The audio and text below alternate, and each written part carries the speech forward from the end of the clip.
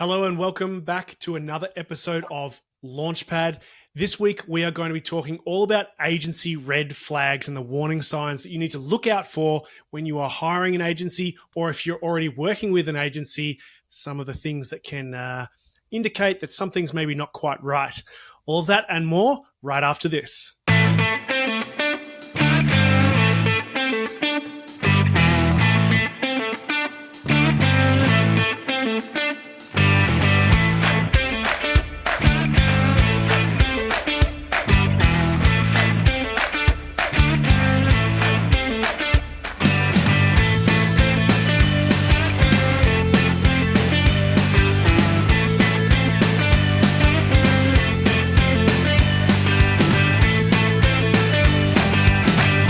Welcome back, everyone. Like we said in the introduction, we're going to be talking all about agency red flags. And today, as always, I'm joined by the lovely Tina Hay from Puzzle Media. Thanks very much for being here once again. Hi, Stuart.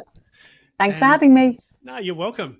And so like we was talking about in the introduction, agency red flags, obviously Tina and I both run our own agency and we hear a lot of horror stories, I suppose, from people that are looking to come on board as a client, or even people that are just doing a bit of a sense check. Go, hey, my agency's telling me this, or this is happening. Does that make sense?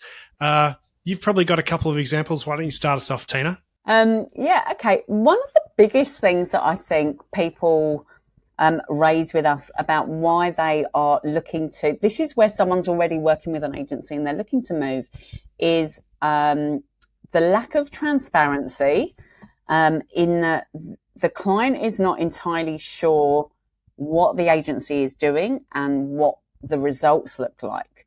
So they are maybe receiving a report, but they've never actually sat down and gone through that report with the client. So the agency hasn't done that.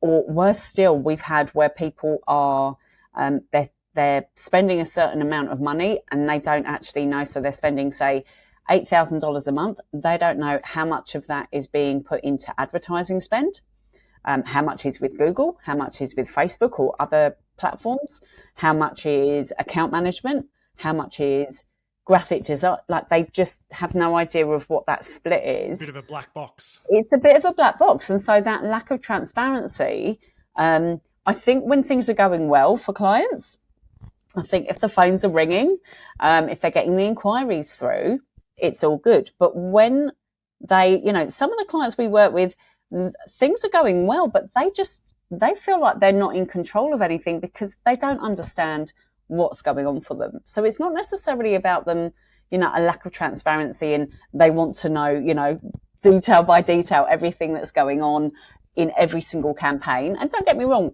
we have clients that they love that level of detail and they want to understand. And those clients typically are your marketing managers, of larger companies where they need to report back and they want to understand that breakdown, and that's totally fine. But something that comes up in some of our meetings is just that I don't really know what this agency is doing for me. I actually had a call this week with a lady she's not even sure what's going to work for her business, but she has been working with an SEO company for the last 6 months. And she said, basically, since she started working with them, her results have actually have dropped off rather than increase. And so she wasn't sure what keywords they were targeting. She wasn't sure that they fully understood. They had really pretty reports, which she shared with me, but she was not sure what she was investing in, really, and what they were doing. So I think, that's a big one. That's a big one that we hear. It's just that lack of, knowing what's happening. Yeah. And reporting was the first one on my list. Yeah, okay. And I think sorry. Oh, no. Because I've got so many more things to tack on to that, because so often people say, I don't receive any reports, or I have to ask for a report.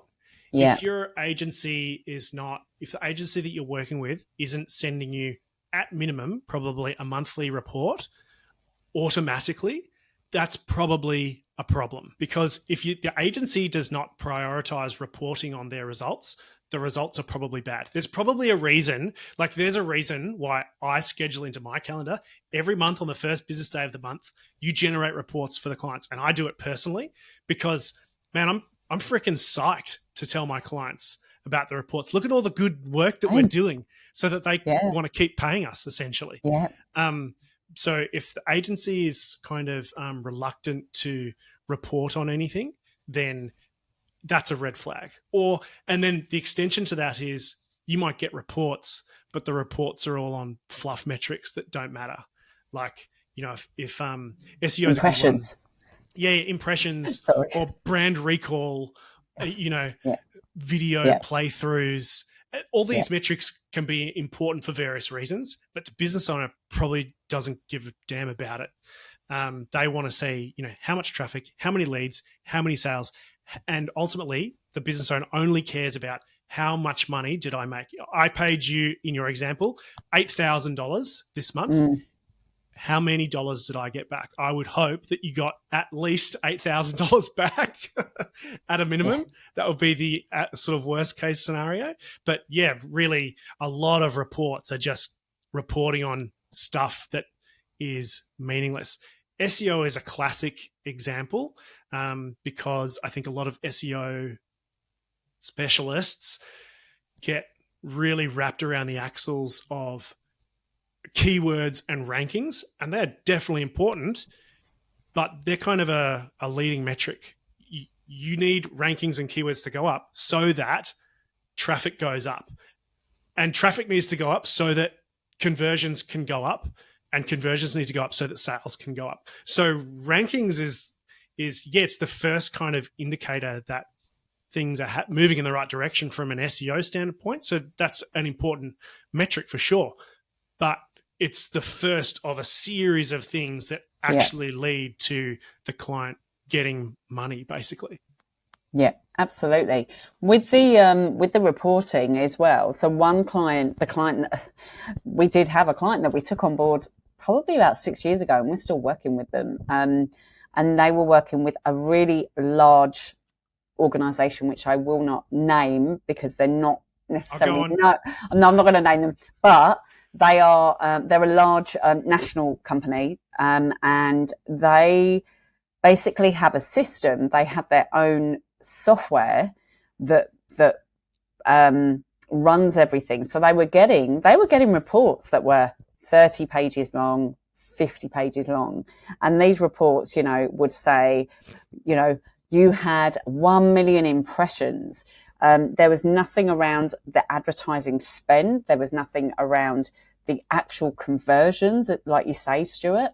And everything was wrapped up in this system where they didn't actually know their split of, well, what am I paying for management? What am I paying for advertising? And more importantly, what is that actually doing for me?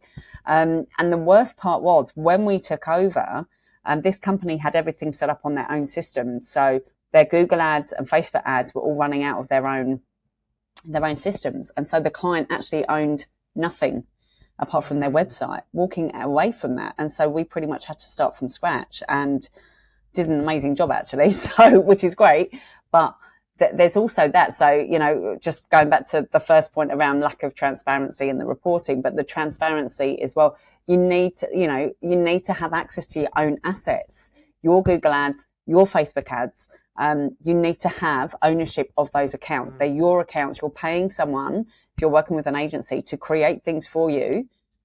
They're yours. And I know not all agencies, I know you're on the same page as me with this, Stuart, but I know not all agencies do this, but personally, for me, that is a red flag. If I'm paying for something, I want to be able to own it even after we've, ended that relationship. 100%. Yeah. I think the reason why some agencies do that is because they're afraid that the client will start getting all these great results and then go, cool, I'm going to take that back. You've sort of set it all up and now I'm going to run it in-house. But the reality is that campaigns, even when they're running well, require work to make, like your Facebook ad account. If they take that back and you go, oh no, we've lost all that IP. If they just sit there and let it run, it's going to ultimately crash into the dirt because of ad fatigue anyway. So you sort of, I don't really know why agencies want to do that. But another point to bring up is, and you touched on it before, is agencies who, let's say they're running an ad campaign, and let's just pretend I'm just going to make up some numbers. I have no idea really what your fees are, but let's say they had a $10,000 ad spend, and your management fee that they actually pay you to run it each month was $2,000. So a total spend for the month of $12,000. Some agencies will bill the client for $12,000 and then link their own credit card to the ad account and run the ad spend through there, which I assume it would be awesome to rack up heaps of frequent flyer points, which is awesome. Yeah. And you know what? In theory, there's nothing wrong with doing that. So that practice is fine, but it comes back to what you said about the transparency.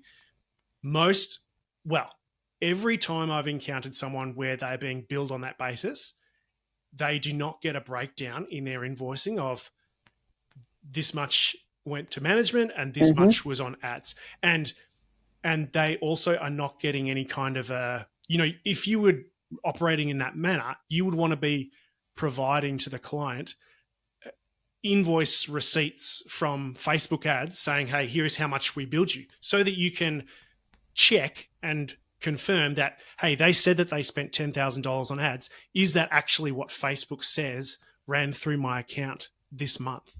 Because, and I have seen it where the agency just goes, oh yeah, cool, it's whatever, $5,000 a month. And we assume, you automatically assume that whatever, it's 15, 20, 30% or whatever it is. But in reality, the agency is taking something like 60 or 70 or 80% of the funds.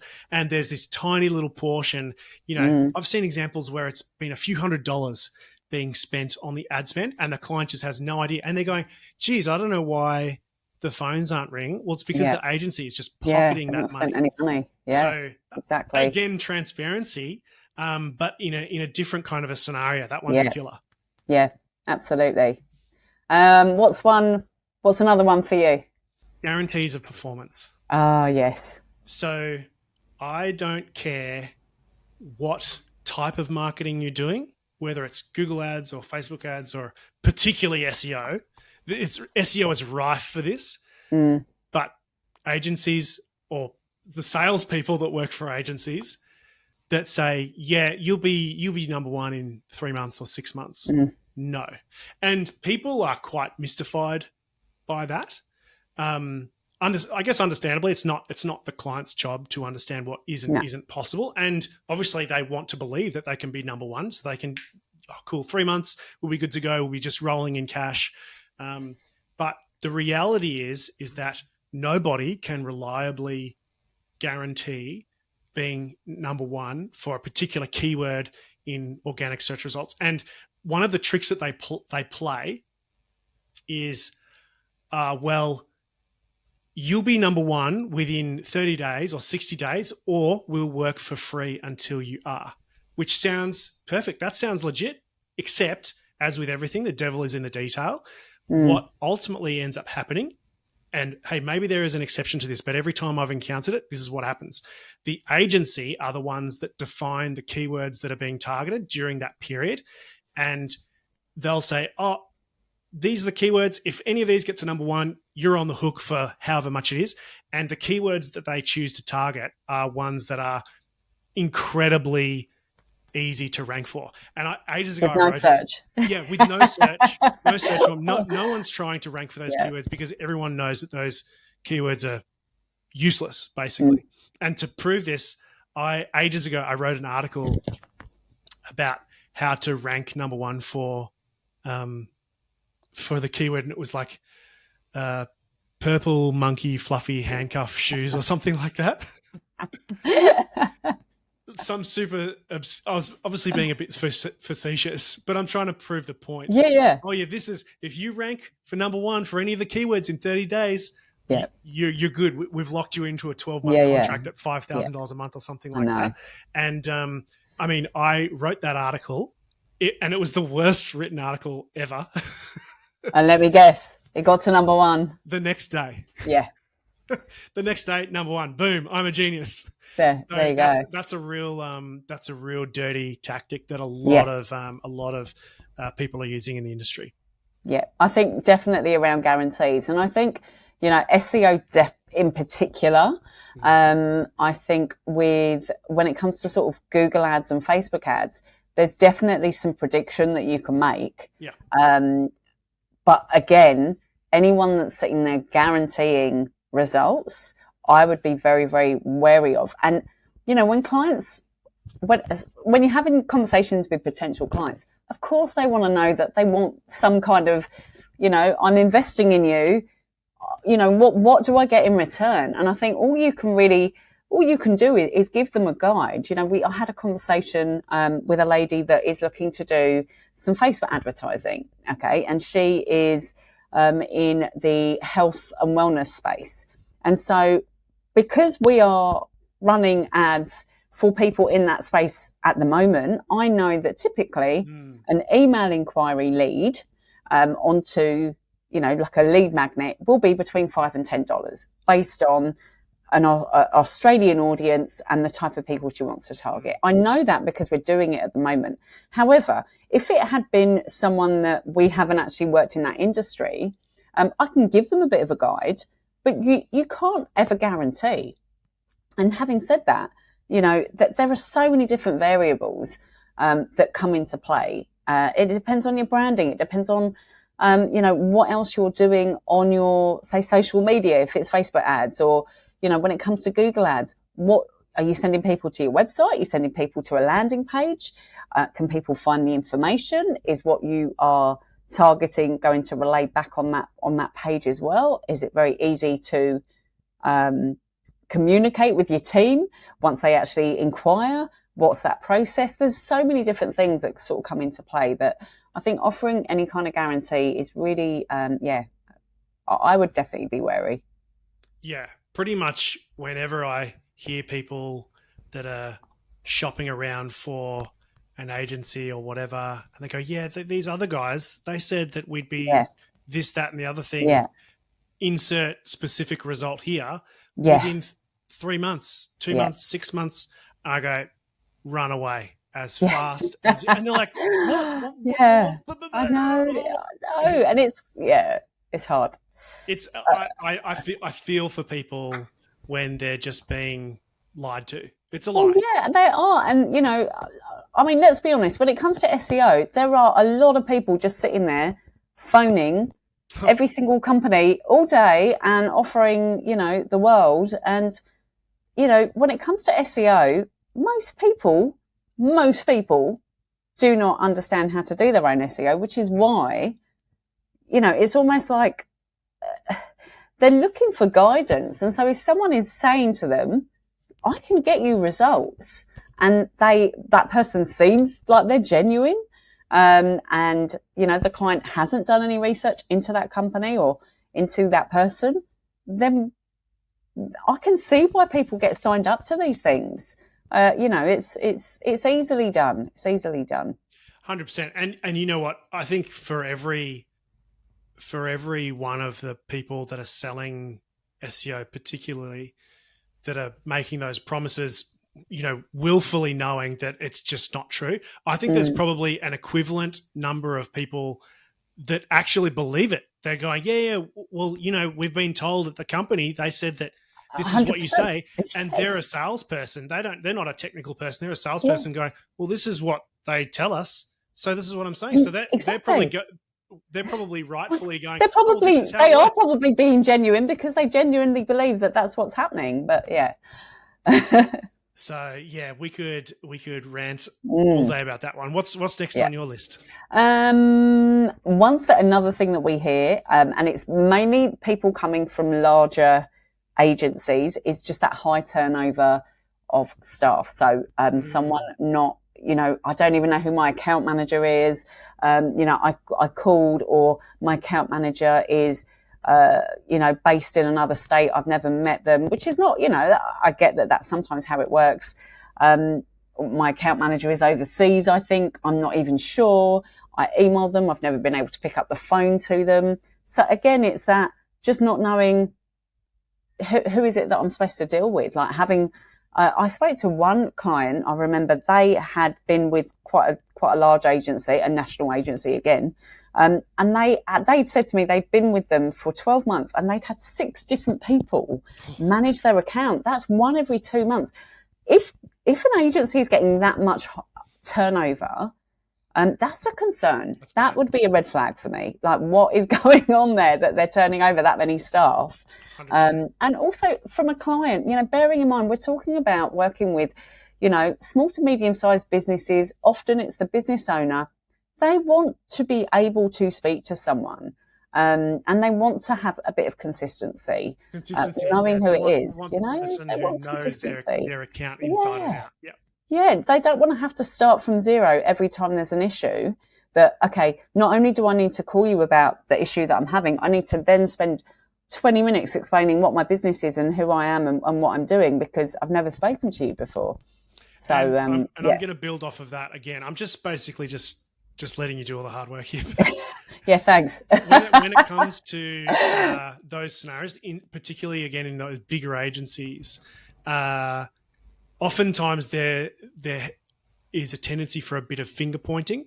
I don't do that. I deal with the front end stuff. What you're talking about is development developers. Yeah. Oh, that's a database thing. Oh no, that relates to the paid specialist guys over here. No. Who is the account? You want a singular point of contact, and if it involves multiple people, well, they should be doing that running around. It's not up to you to go, oh, well, all right, I'll call back tomorrow and ask for Jim who does the paid stuff. Oh, no, okay, I'll talk to this. And you try to coordinate. You're in the same organization. You sort yourselves out. So if you find that there's, a bit of finger pointing, oh, no, this is because such and such. No, that's a red flag as well for sure. Yeah. And I think, I know, both of us have got, teams that sit behind us and behind our account managers. And there are lots of different people that do lots of different things. But I know for us, our clients have one point of contact. And if there is an issue, our account managers are responsible for going and coordinating that and finding out, well, what's happened here? And not just coming back and saying, oh, that was so-and-so's fault, but coming back and saying, yeah, we've spoken to the team and we've dealt with it and this is what we've done. And we, finding that solution rather than some of those bigger agencies, they're too busy kind of pointing the finger rather than, okay, let me understand what has happened here so we can fix it for you. So yeah, definitely the finger pointing. Well, that brings us to the end of another episode of Launchpad. I hope you guys have got something out of it and you're going to be more aware of what to look out for when you're speaking to agencies in the future. Hope it prepares you for the big, nasty world out there. And I also obviously want to thank Tina for joining us again. Thanks so much for being with us, Tina. Thank you for having me. And don't forget to follow along on your favorite podcast device platform. I still don't know the name of the Apple podcast platformy thing. It's just Apple Podcasts. All I know is Spotify. That's what I listen to it. But if you're following on Apple or Android or some other podcast platform, make sure you subscribe so you can catch the latest episodes each week. And we will see you next week for another episode of Launchpad.